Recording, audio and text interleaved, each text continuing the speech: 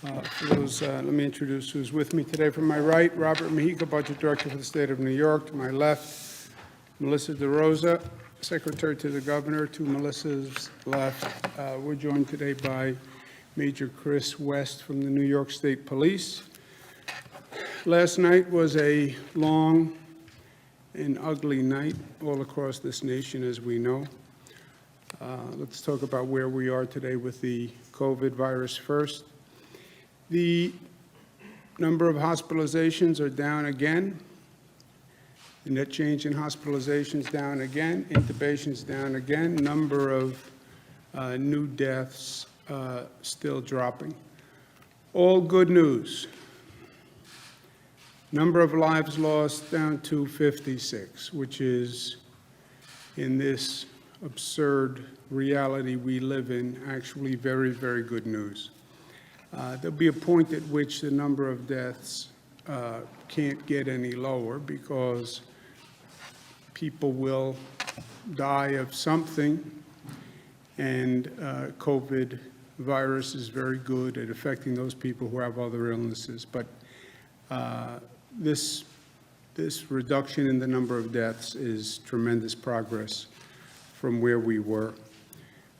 And we have gone through hell and back, but we are on the other side. And it's a lesson for all of us. Last night, as I said, was an ugly night all across this nation. It was an ugly night across this state. We had a number of protests all across the state. New York City, cities upstate. We've seen a lot of disturbing video about the protests, and where I've asked the Attorney General to review the New York City protests and the actions and procedures that were used. I'm going to ask her to include in that review these demonstrations that are ongoing last night, if there are additional demonstrations tonight, and the Attorney General will be reviewing those actions. Upstate New York, we also had actions. We had a significant state police presence all across upstate New York. We have the National Guard on standby. We expect additional protests tonight, and we're preparing for such. Rochester, the county executive, and the mayor asked for additional state police for tonight, and we're going to have 200 additional state police. But look, the big issue is people are outraged, and I understand that. I'm outraged. It's not just George Floyd's killing, although that's enough to outrage a nation. It's George Floyd, it's Ahmaud Arbery, it's Breonna Taylor, all just in the past 3 months. It's 30 years of Rodney King and Amadou Diallo and Sean Bell and Abner Louima, and the same case in states all across this nation, where only the name changes, but the color stays the same. You then had the first press conference by prosecutors looking at the Minneapolis situation that frankly raised more questions than it answered. And the real issue is the continuing racism in this country. And it is chronic, and it is endemic, and it is institutional. And it speaks to a collective hypocrisy. We're very good in this country at telling other people how they should live their lives and how they should act, how we preach a high standard, but we still discriminate on the basis of color of skin. That is the simple, painful truth. But this is a moment for truth. Now, at the same time, it is equally true that violence never works. How many protests have we had? How many nights have we gone through like last night? How many times have we burned down our own businesses, our own neighborhoods, and our own communities? Burning down your own house never works and never makes sense. Burning down your own struggling businesses, people who are trying to bring back the community, never makes sense. It dishonors Mr. Floyd's death. Mr. Floyd was not violent. Mr. Floyd was compliant. Mr. Floyd wasn't even charged or accused of a violent crime. There was no violence. That's what makes the killing more outrageous. When you are violent, it creates a scapegoat to shift the blame.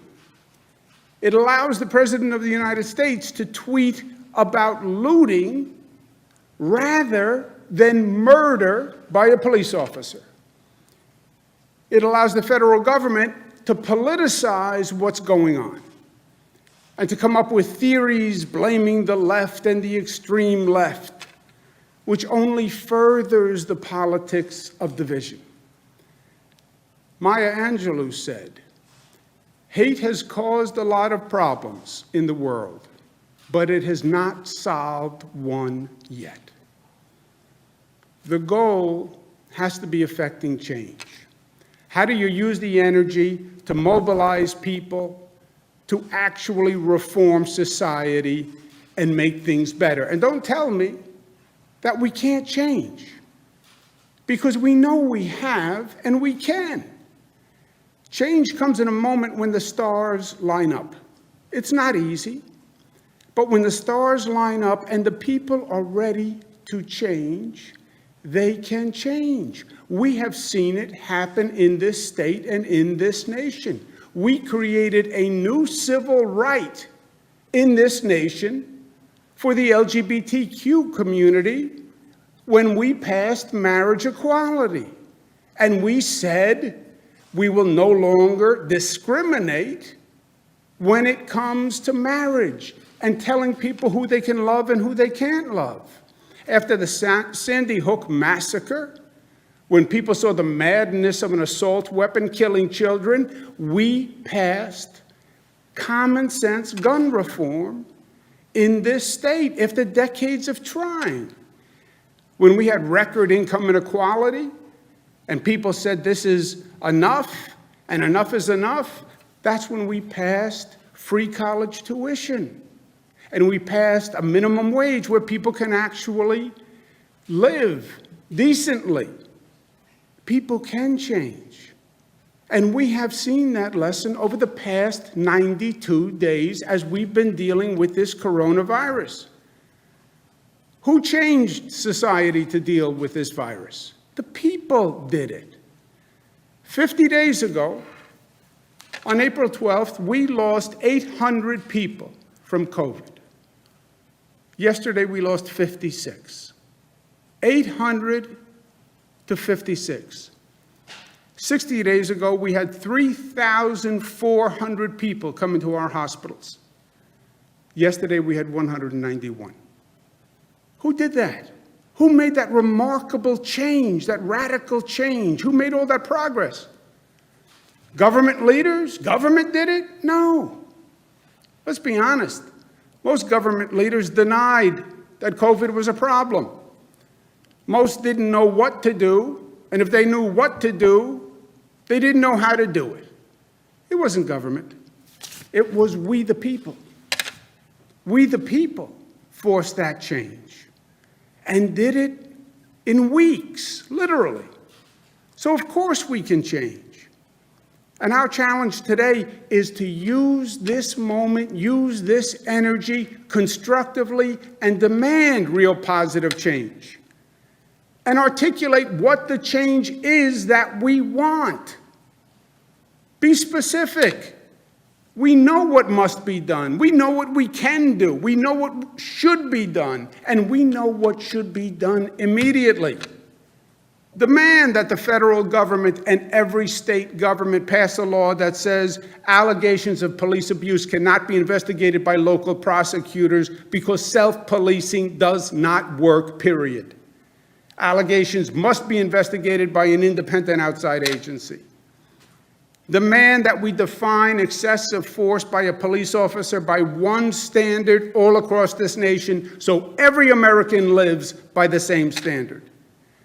If a police officer is accused of wrongdoing and is being investigated, release their disciplinary records so people can see what the prior acts of that police officer was. Demand that every public school provide the same level of funding for a child so we don't have two education systems in this nation, one for the rich and one for the poor. There is no reason and no excuse today for any child to live in poverty. We know that. Demand that change. And if our government leaders won't do it, or can't do it, or don't know how to do it, then you vote them out. That's how you make change. Most Americans are good, fair-minded, decent, kind, loving individuals.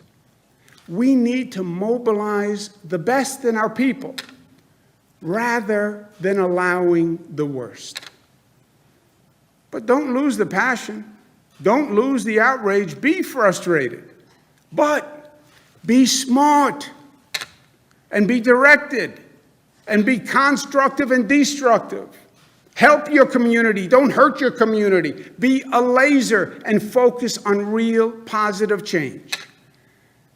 That's how this moment becomes a different moment in the history books. That's how George Floyd's death does not become just another name in a long list of people who should have never died in the first place. George Floyd must not have died in vain. Mr. Floyd's killing must be a moment in which this nation actually learned and grew and progressed to make this place a better place. And we can do it if we are smart together. Langston Hughes told us the ultimate goal: make America the land that fulfills her promise of greatness for all Americans. That's what this is about. We can do that. We have shown what we can do. Use this moment, use this empowerment, use this mobilization, and use it for good. Use it for good, so that when we look back, we say, yes, this story was all too familiar in some ways. What happened to Mr. Floyd was all too familiar. But the outcome was different, and the outcome was historic, and it was actually a moment of positive change. That has to be our goal. All of us, from the angry young protesters on the street, frustrated, energized, lashing out, to government officials on both sides of the line, to the police officers, 99.9% of them who are good, hardworking people who are trying to help their community. It's a common goal. We just have to be smart enough to get there. Questions? Last night, we saw a lot of videos of NYPD accelerating into a crowd of protesters. There's videos of NYPD officials pulling down the masks of protesters and pepper spraying them, and just violence on both sides. It was NYPD's response to the protests appropriate at this rate, and should the state police step in and take over? Look, these situations are very, very difficult. I've seen them. I've been there. Everybody is under stress. They are very difficult situations to manage. The police are in an impossible situation in many ways. But their behavior is everything. And I've seen those videos, and those videos are truly disturbing. And some of the videos, frankly, are inexplicable to me. What do we do about it? I've asked the Attorney General, who is an independent elected official, to review the police conduct activities in the protests last night, the night before, if there's one tonight, And then I want an independent, informed review of what was done right, what was done wrong. I want that report in 30 days. I don't want this to be another government ongoing report that comes out when everybody has moved on. Get it done in 30 days. Don't pull any punches. Tell the truth. Everybody saw the video. Everybody wants an explanation. And let's get the explanation from the Attorney General, and let's make it informed and smart, but let's get it done quickly. But that would be in 30 days. What about tonight? What about tomorrow? Well, look, tonight, the NYPD, I've spoken with the mayor. He understands the situation. The police commissioner understands the situation. They know the Attorney General is going to review it. I am telling them that if that review looks at those videos and finds that there was improper police conduct, there will be ramifications. That is not going to be a report that just sits on the shelf. This is a moment of reform. I'm not going to judge it on just what I saw on the video, right? As I said, from what I saw in the video, I think it's inexplicable. But maybe there is an explanation, and there's always two sides. The Attorney General will talk with the police, let's hear what they have to say, and then we'll make decisions. But if there was improper behavior, there will be consequences, period. Period. People deserve answers and accountability. As I said, I think one of the problems in Minneapolis was people saw the video of the George Floyd killing, and then the prosecutors got up and said, we have to look, we have additional evidence, we don't know what it is. There's been no answer yet on the other police officers. There's been no answers on why manslaughter, not murder. And I think that just compounds the situation. But I'm not going to make decisions off the video.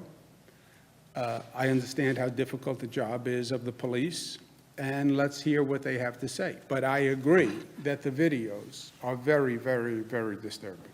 Governor, as of a few months ago, the state police were the largest police agency, largest state police agency in the nation without patrol cameras, dashboard cameras, or body cameras. Your administration announced a pilot program. Can you please give us an update on if that pilot program is now in place? Yeah, I don't know. I can get you an update. I don't know the progress of the body camera program, but I can get it. Governor, a lot of protesters are really sort of tired of the language of a few bad apples when it comes to police brutality, and there are a lot of calls to put more focus on officers who might be watching wrongdoing happening. As we're, protesters, that's what they're taking a lot from the videos that we're seeing of other law enforcement personnel who are watching something wrong happening and not stopping it or following up. What more can be done on this issue to encourage, to protect whistleblowers and to sort of fight against this boys club mentality that a lot of protesters are talking about? Yeah, I think what I was trying to say in my opening remarks, you listen to the protesters interviewed on TV. Well, what do you want done? And you just get a whole array of issues and vagaries. We know what needs to be done. We know what reforms we need. And let's be specific. If there's an allegation of police abuse, the local district attorney should not be the investigating authority. Why? Because self-policing doesn't work. And the local prosecutor works with that police agency day in and day out. And are they really in a position to be fair and objective?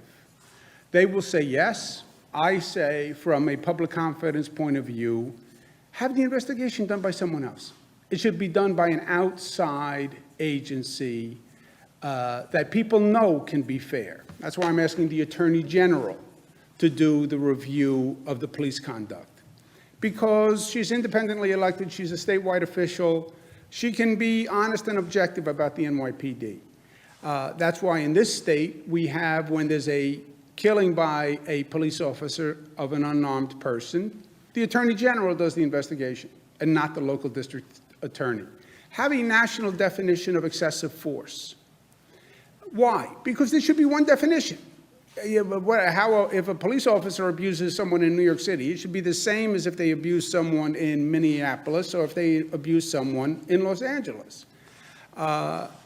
If there's an investigation for abuse against a police officer, release their prior disciplinary record to see if there's a pattern. By the way, if you release the record and it says there has never been any prior conduct, that actually works to attenuate or exonerate the police officer. If you release the disciplinary record and you find out there's been a pattern, that's also informative, right? These are changes that can be made and should be made now, today. Not cursing the darkness, light a candle. This is what we want done. And be specific, and then say to your Congress people, I want this law passed, and then say to your mayor, I want this law passed, and then say to your governor, I want this law passed. And if they don't do it, then say, I'm going to vote you out. That's how this works. And people win at the end of the day when they're focused and mobilized, and they are focused and mobilized today. I would even go further. I would say, now is the moment to say, I want equality in education. This is ludicrous and repugnant that you have some school districts that spend $36,000 on a child's education and some school districts that spend $13,000 on a child's education. How do you justify that the children of the rich get a much better education than the children of the poor? How is that fair? How is that fair at all? Well, you don't understand. It's hard politically to do that. Well, I understand it's hard politically. I also understand it's the right thing to do. I understand that. Well, the political system, too bad. Then elect a new political system. That's what I say. That kind of reform can be done by political will. How can you justify any child in America living in poverty? How can you do that? Any child. Well, it's hard politically. I understand it. I've been battling these things as governor. I would welcome an empowered citizenry that says, yes, we demand equality of education funding. I would welcome it. I proposed it every year. I can't get it. Be specific about the changes you want made and focus that energy. Make it a laser and actually effectuate change. How does George Floyd become different than Rodney King, than Abner Louima, than all these cases, 30 years in my lifetime, 30 years of the same basic situation? And what changed? Nothing. Nothing. Governor, a lot of the people. Go ahead. A lot of the people that we've been speaking to over the last 2 weeks feel that the government is at fault for their situation, specifically people in poverty, with what's going on with the pandemic, because a lot of people were forced out of work and now they're waiting for unemployment, and it's been 3 months and they haven't gotten any money. We have people calling our news station in tears saying that they can't get through to the unemployment line, and they're saying specifically something this state government can do to help them is to open in-person unemployment lines and make sure these people get their money, because what I'm hearing from people is this state of unrest that a lot of these folks that we're seeing are in. They're just desperate. They were already poor. Now they were forced out of work. Now our unemployment system is backed up. They can't get through. So they don't just blame police. They blame government as a whole. I understand. You're right. And they do blame government as a whole. And this is a very tough circumstance for everyone. And look, it's not a coincidence that the unrest happens in the middle of the pandemic, right? Those are not separate situations. There's tremendous stress on everyone. This isolation of people, the lack of social interaction has created a lot of mental health stress. I think that's true, and that's a fact. And the explosion we saw last night, and we'll probably see again tonight, I think it has many sources of energy coming into that. And what is the direct relationship between 90 days of closed down and coronavirus and unemployment and fear and isolation, and then the George Floyd killing as an accelerant to an already highly stressful situation? More sophisticated minds than mine would have to figure out. So it is all of that. Yes, I understand. On the unemployment benefits, the state administers federal unemployment benefits. The federal government has many rules before people qualify for funding. We're not in a position to tell people line up and I will give you a check. It's not that simple. The money is not give anybody who asks funding. They have to meet certain criteria. The federal government has a whole list of criterion that have to be met before they can get the funding. Most of the people who are still waiting for checks now have issues that have to be reviewed or investigated. I understand this moment, but let's remember the next moment. You're going to be sitting in the same chair 3 weeks from now, and you're going to have the same indignation in your voice when you say, how did the state give out $100 million wrongfully in unemployment benefits, who defrauded the government and actually were living in wealth? How did you do that? You're going to have the same indignation. Okay. Promise me. Because you said before that some people were defrauding the unemployment system. People can't get through just to get basic questions answered, to see if they qualify. They've made their full-time job trying to get through to unemployment.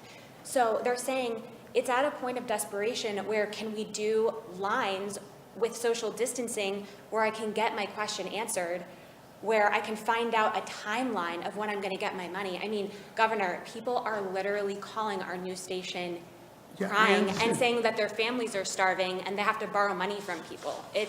I understand. You want to answer on the We'll look progress? into it. We'll look into that option. It's a good idea. Great, we'll got it. We'll look into the option. About the protests that have gone on across the cities upstate.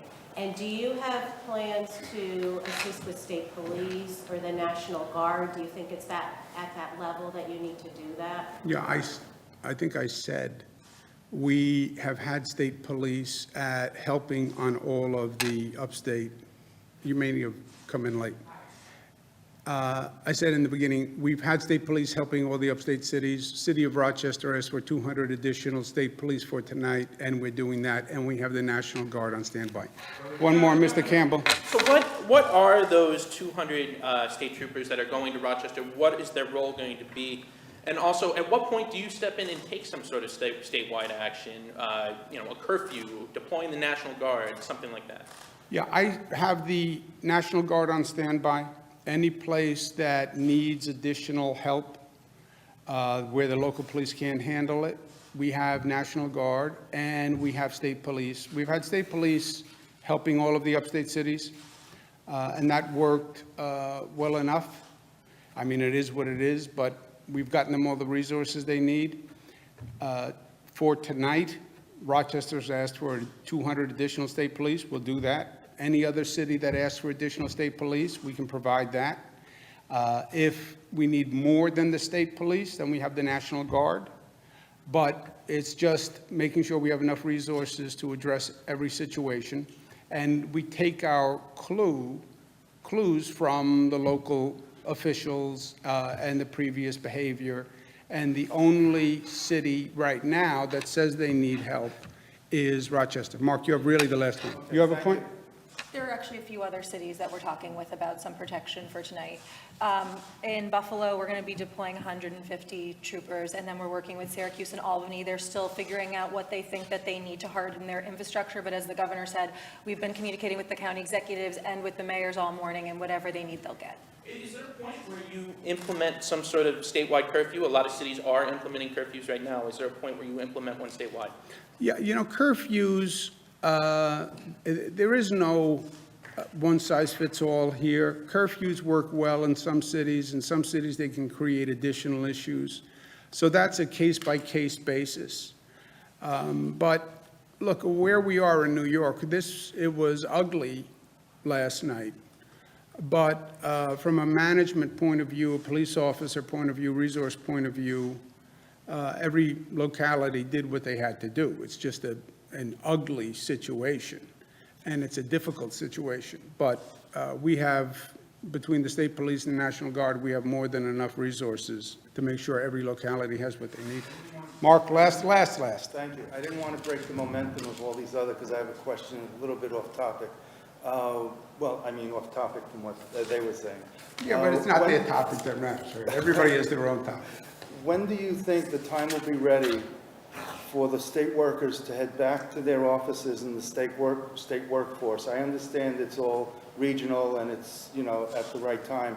And as you're reimagining New York, how does that relate to state union contracts? Is that why the state workforce is without a contract today, because you're trying to reimagine things?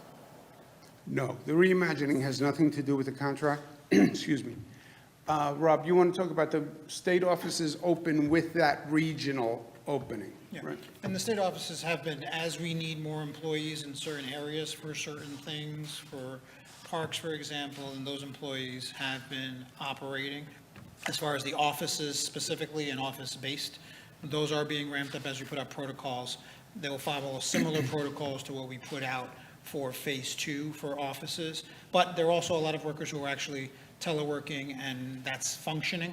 So that's in place. But if the state worker feels more comfortable being at that person's desk in the building, is there a way of, and they're not comfortable being at home, is there a way of getting that person, a request being made for that person to go into the office with safety in mind, of course? I mean, I'm not...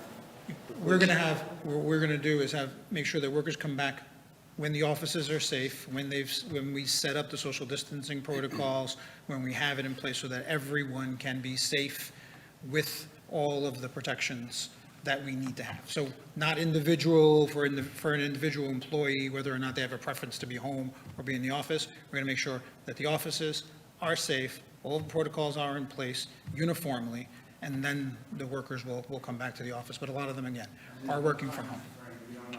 Along with the phases. So as phase 2 comes in, that's when. So right now is when we're doing that. Okay, it was a long night. It was a long night. Get some rest, and hopefully we have a better night.